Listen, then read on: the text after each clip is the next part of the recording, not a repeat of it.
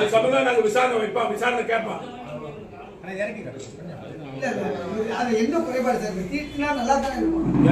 ஏன் சார் அப்ப ரேஷன் அரிசி வாங்கி கூட்டு போக தானே கவர்மெண்ட் ஆஃப் இந்தியால நாங்க கேட்கறது? ஏன் சார் எங்க ஆட்சியில் நாங்க வெள்ளை அரிசி போட்டோம், பொன்னி அரிசி போட்டோம். ரங்கசாமி சொல்லுங்க சார், அவரால் ரங்கசாமிக்கு நான் பதில் சொல்றேன். உங்களால செய்ய முடியாத அவர் செஞ்சு அந்த ரேஷன் கடையை திறக்கிறதுக்கு நான் நீதிமன்றம் போனேன். நான் முதலமைச்சராக இருந்து நீதிமன்றம் போனேன். அதாவது பிரதமருடைய கொரோனா திட்டத்தில் கொடுக்க எப்ப செய்யறாரு? 3.5 வருஷம் கழிச்சு, 3.5 வருஷம் கழிச்சு இப்ப ரேஷன் கடை இப்பதானே. ஏன் சார் எத்தனை ரேஷன் கடை வரைக்கும் தந்தது நீங்க சொல்லுங்க பாப்போம். புதுச்சேரியில உள்ள ரேஷன் கடையில எத்தனை கடை திறந்துக்குது? 26 கடை தவிர எல்லா கடையும் திறந்துட்டாங்க. எங்க திறந்தாங்க? ஏன் சார் ஜனங்க ரேஷன் கடை எங்க தேடி ஓடுது? ரேஷன் கடை எல்லாம் மூடி கிடக்குது. நீ சமுதாய நல கூட்டத்துல அரிசி போடுறீங்க.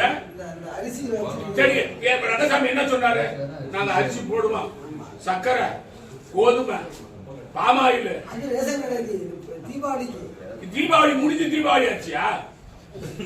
என்ன சார் இது? நீங்க ரங்கசாமி ஆதரவாளரா? நீங்க தீபாவளி முடிஞ்சு பிறகு ஆட்சியாளருக்கு அசிங்கமா இல்ல? ஒரு 5 வருஷம் மூடி கிடந்ததை திறந்து இருக்கிறதுக்கு கொஞ்சம் முன்ன பின்ன ரேஷன் நான் தீபாவளிக்கு முன்ன ரேஷன் அரிசி போடுவேன்னு சொன்னீங்க.